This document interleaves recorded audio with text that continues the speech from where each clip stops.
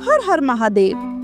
धार्मिक मान्यताओं के अनुसार सावन सोमवार का व्रत करने से विवाह में आ रही दिक्कतें दूर हो सकती हैं। सावन का महीना 2025 में शुरू हो चुका है। यह 11 जुलाई से शुरू हो चुका है। सावन सोमवार व्रत करने से कुछ नियमों का पालन करना जरूरी माना जाता है। इस वीडियो में हम सावन सोमवार के व्रत के नियम, विधि, कथा सब आपको बताएंगे, तो इस वीडियो को अंत तक अवश्य देखें। सावन का महीना देवों के देव महादेव को समर्पित है। इस पूरे महीने विधि विधान से के साथ शिव जी की अर्चना की जाती है। कई लोग सावन में सोमवार के दिन व्रत रखते हैं और शिव जी की उपासना करते हैं। इस महीने सुबह व शाम के समय शिव पूजन किया जाता है। कुछ लोग मनचाहे वर की कामना के लिए भी यह व्रत रखते हैं। धार्मिक मान्यताओं के अनुसार सावन सोमवार का व्रत करने से शादी विवाह में आ रही दिक्कतें भी दूर हो सकती हैं। इस साल 11 जुलाई से सावन महीने की शुरुआत हो रही है। सावन का पहला सोमवार 14 जुलाई को पड़ रहा है। सावन का सोमवार का व्रत करने पर कुछ नियमों का पालन करना जरूरी माना जाता है। आइए जानते हैं सावन सोमवार के व्रत रखने के कुछ नियम और उनका सही तरीका। पहला, सावन सोमवार का व्रत रखने पर व्रत का संकल्प जरूर लें। सुबह स्नान आदि कर भोले बाबा की पूजा करें, फिर हाथ में फूल व अक्षत लेकर व्रत रखने का संकल्प लें।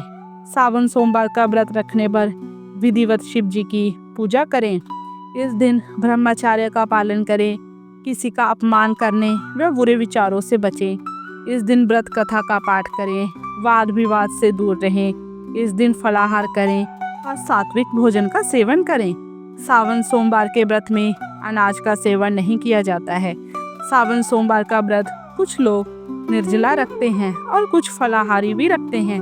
व्रत का पारण अगले दिन सूर्योदय होने के बाद करें। सावन सोमवार के व्रत का पारण भगवान शिव की पूजा करने के बाद अपना संकल्प पूर्ण करने के साथ करें। प्रसाद का सेवन कर व्रत का पारण किया जा सकता है। आइए जानते हैं आगे सावन सोमवार की व्रत कथा। एक साहूकार था जो भगवान शिव का अनन्य भक्त था। उसके पास धन धान्य किसी भी चीज की कमी नहीं थी, लेकिन उसकी कोई संतान नहीं थी और वह इसी कामना को लेकर रोज शिव जी के मंदिर जाकर दीपक जलाता था। उसके इस भक्ति भाव को देखकर एक दिन माता पार्वती ने शिव जी से कहा कि प्रभु, यह साहूकार आपका अनन्य भक्त है, इसको किसी बात का कष्ट है तो आपको इससे अवश्य दूर करना चाहिए। शिव जी बोले कि हे पार्वती, इस साहूकार के पास पुत्र नहीं है, यह इसी से दुखी रहता है। माता पार्वती कहती है कि हे ईश्वर, कृपा करके इसे पुत्र का वरदान दे दीजिए। तब भोलेनाथ ने कहा कि हे पार्वती, साहूकार के भाग्य में पुत्र का योग नहीं है। ऐसे में अगर इसे पुत्र प्राप्ति का वरदान मिल भी गया तो वह केवल 12 वर्ष ही जीवित रहेगा। यह सुनने के बाद भी माता पार्वती ने कहा कि हे प्रभु, आपको इस साहूकार को पुत्र का वर देना ही होगा, अन्यथा भक्त क्यों आपकी सेवा पूजा करेंगे। माता के बार बार कहने से भोलेनाथ ने साहूकार को पुत्र का वरदान दिया, लेकिन यह भी कहा कि वह केवल 12 वर्ष तक ही जीवित रहेगा।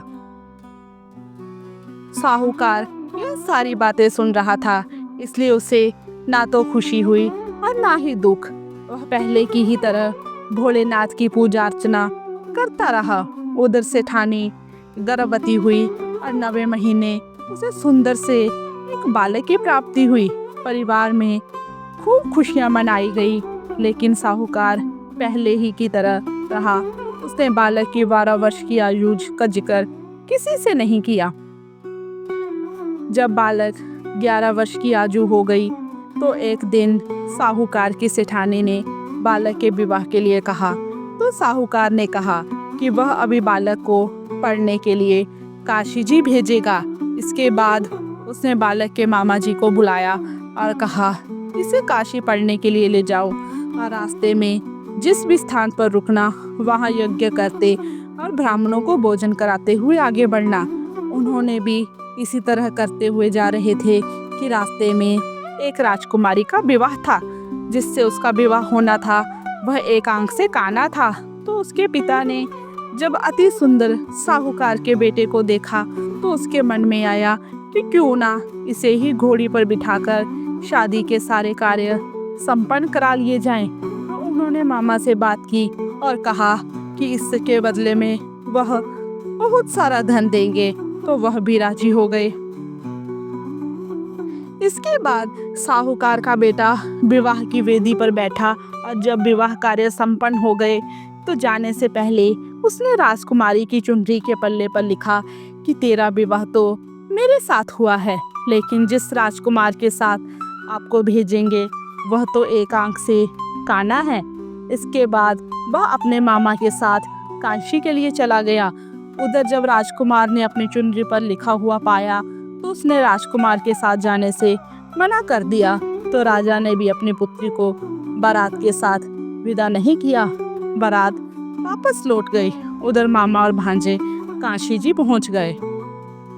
एक दिन जब मामा ने यज्ञ रचा था और भांजा बहुत देर तक बाहर नहीं आया तो मामा ने अंदर जाकर देखा तो भांजे के प्राण निकल चुके थे। वह बहुत परेशान हुए, लेकिन सोचा कि अभी रोना पीटना मचाया तो ब्राह्मण चले जाएंगे और यज्ञ का कार्य अधूरा रह जाएगा।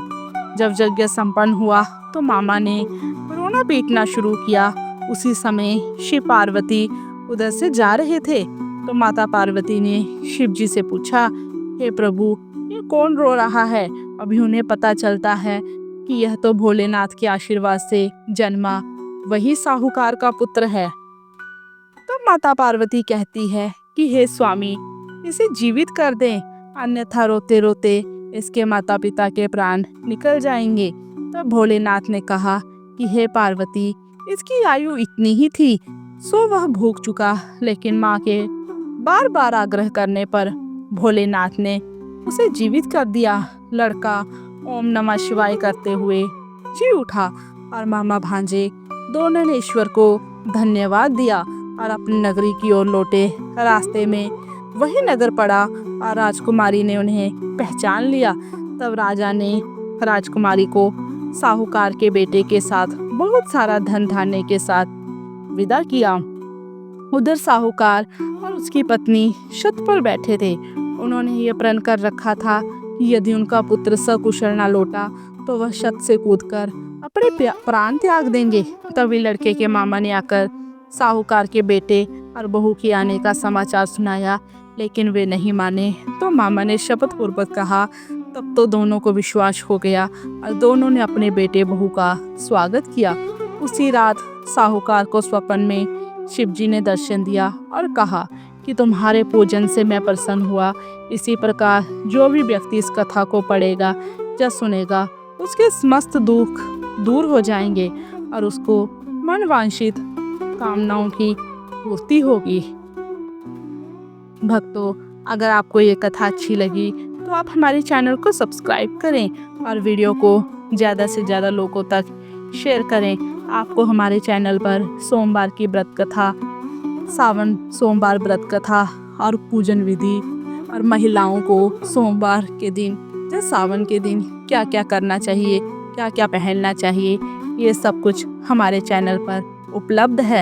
आप हमारे चैनल पर जाएं और चैनल को सब्सक्राइब करें और वहां पर जो बाकी की वीडियो हैं वो भी देखें। अगर आपकी कोई मन्नत पूरी ना हो रही हो या फिर तमाम प्रयासों के बावजूद आपको करियर में सफलता ना मिल रही हो या व्यक्तिगत जीवन में परेशानी चल रही हो, मसलन कोई भी दिक्कत हो, तो परेशान होने की बजाय अपने सावन सोमवार का व्रत करके और व्रत कथा सुन के और पूजन विधि करके आप भगवान शिव के आगे अपनी मनोकामना रख सकते हैं। भगवान शिव बहुत ही भोले हैं, वो सभी की मनोकामना पूर्ण करते हैं। हर हर महादेव।